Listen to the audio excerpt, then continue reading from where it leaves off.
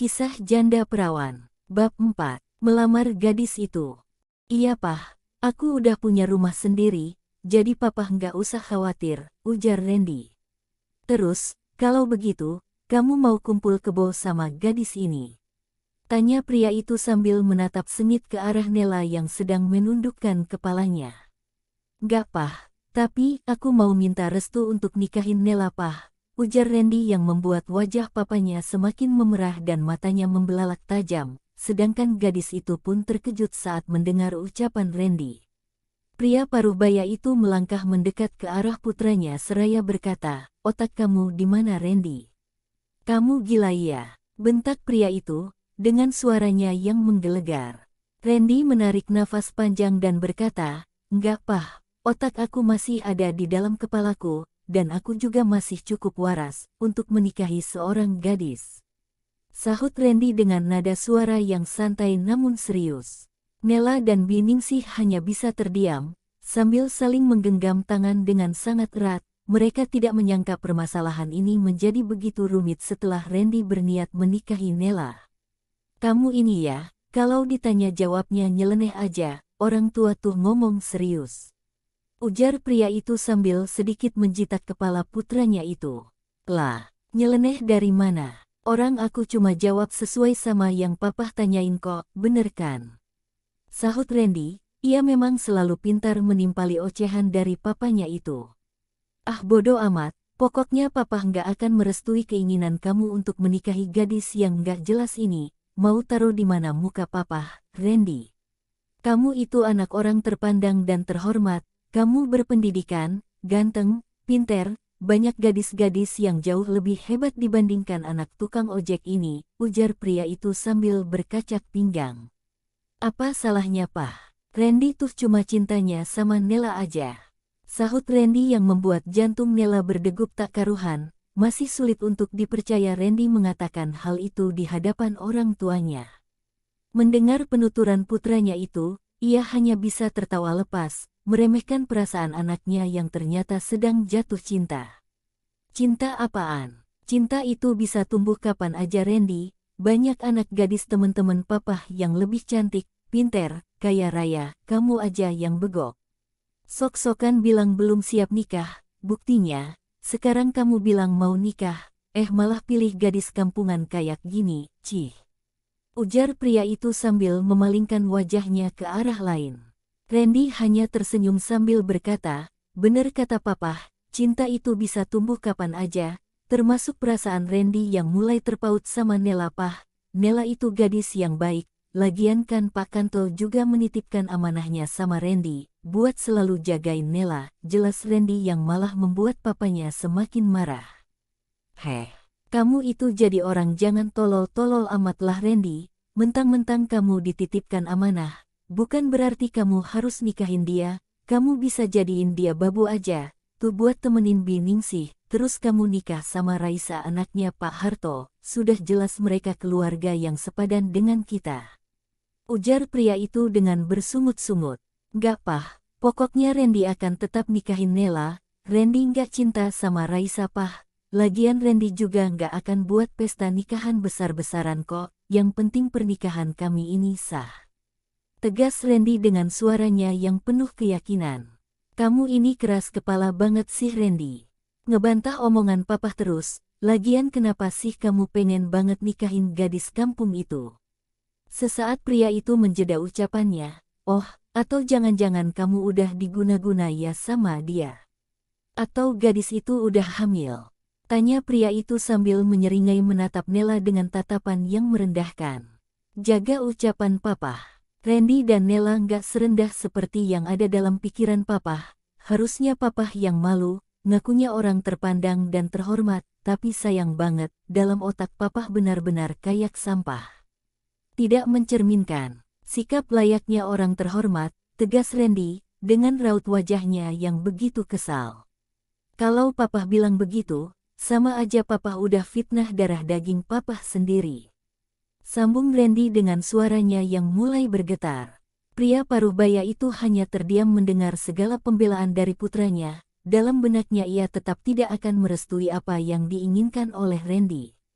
Terserah kamu mau bilang apa, intinya papa nggak akan merestui keinginan kamu itu, dan lusa nanti, keluarga Pak Harto akan datang ke rumah kita untuk membicarakan pernikahan kamu dengan Raisa, dan kalau sampai kamu menolak, papa nggak akan anggap kamu anak lagi. Ucap pria itu sambil mengacungkan telunjuknya ke arah Randy. Dan kamu, jangan pernah bermimpi untuk menjadi istri dari anakku, dia sudah punya calon yang lebih segala-galanya dari kamu. Sambung pria itu yang langsung melangkah ke hadapan Nela serta mengacungkan telunjuknya di hadapan wajah gadis itu. Kemudian pria itu langsung beranjak pergi meninggalkan rumah Nela, dengan hati yang penuh amarah.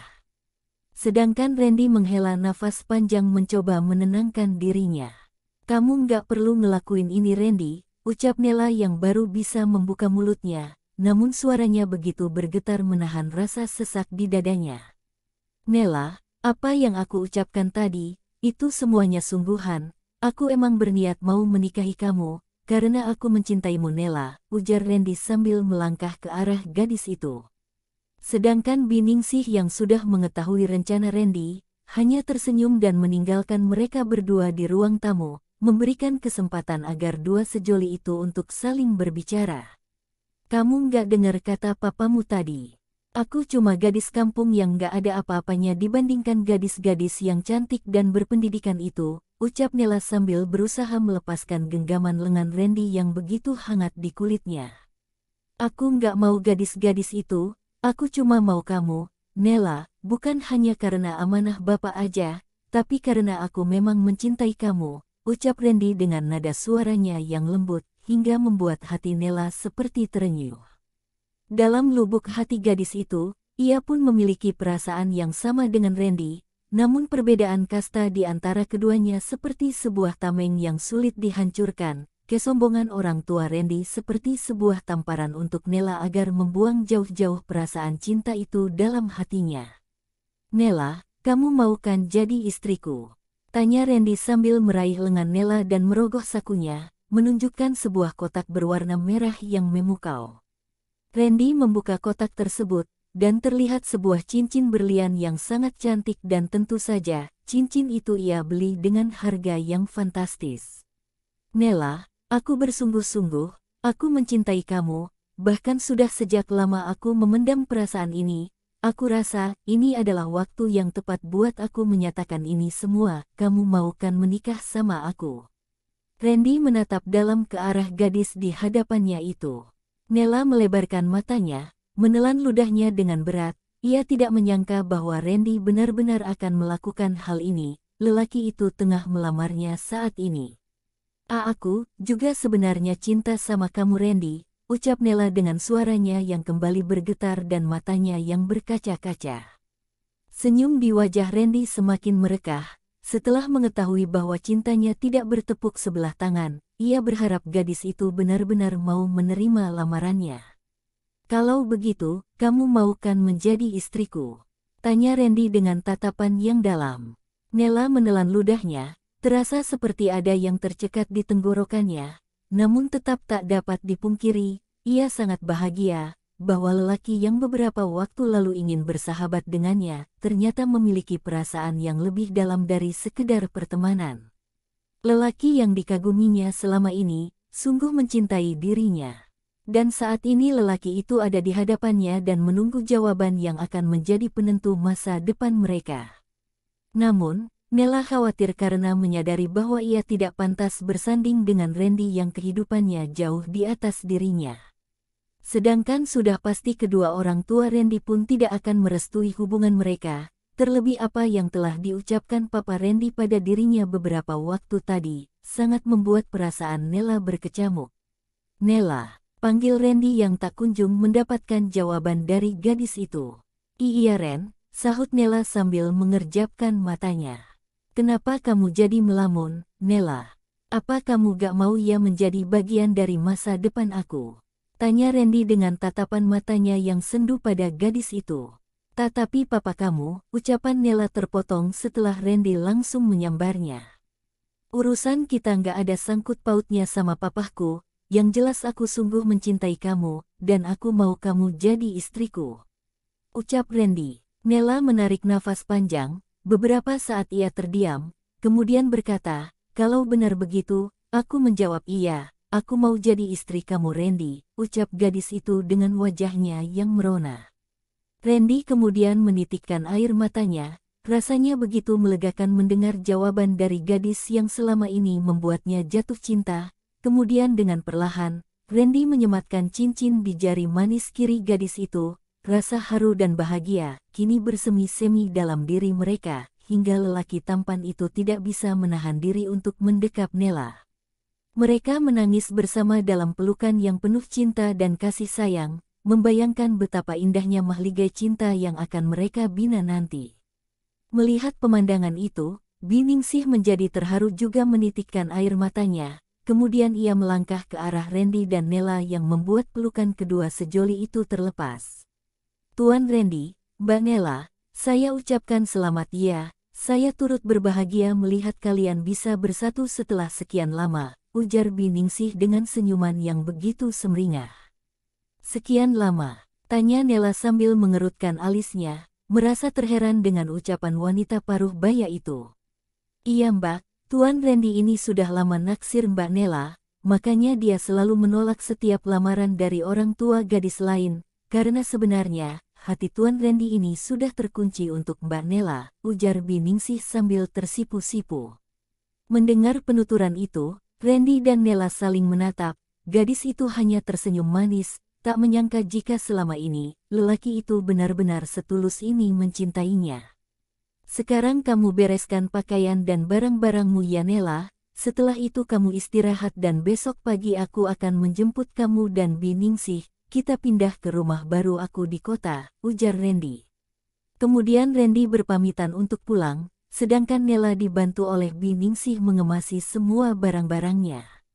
Di sela-sela percakapannya dengan Biningsih, Nela tampak begitu resah kembali teringat dengan perilaku orang tua Randy yang ucapannya begitu sangat kasar.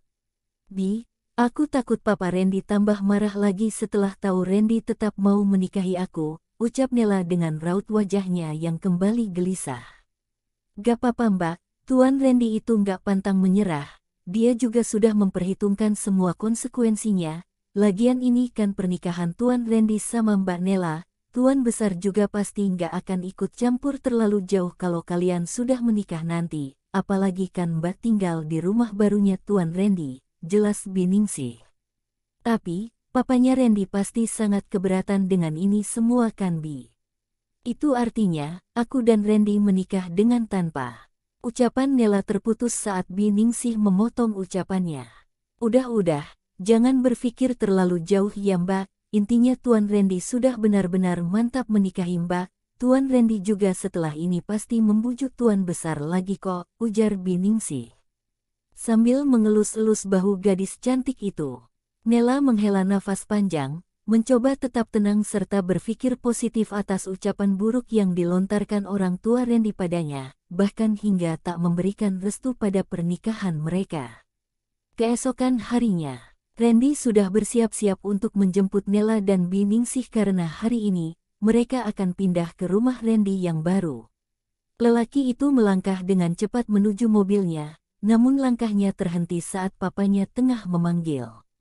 "Randy, tunggu," panggil Atya, saat melihat Randy bergegas menuju halaman rumah.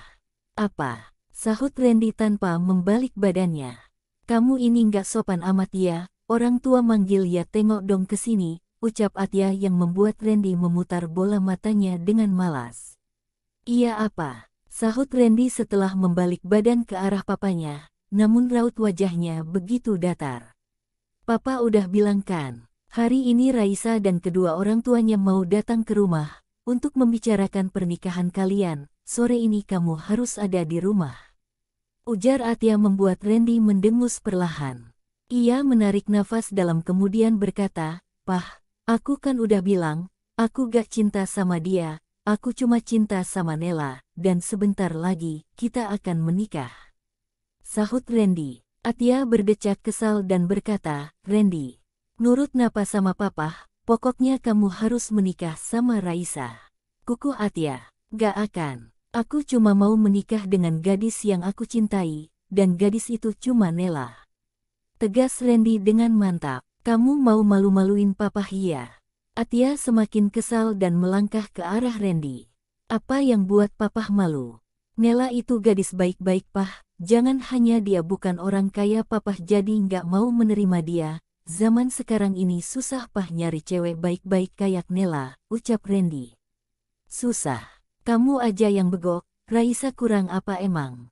Dia pinter, cantik, berpendidikan, gadis baik-baik, ujar Atia. Menurut papa baik, tapi menurut aku dia nggak ada bedanya sama cewek-cewek di klub malam, timpal Randy dengan tatapannya yang sengit, ia pun langsung membuka pintu mobilnya. Lagian juga aku tahu kok, papa itu nikahin aku sama Raisa, cuma karena sebuah perjanjian bisnis aja kan sama Pak Harto.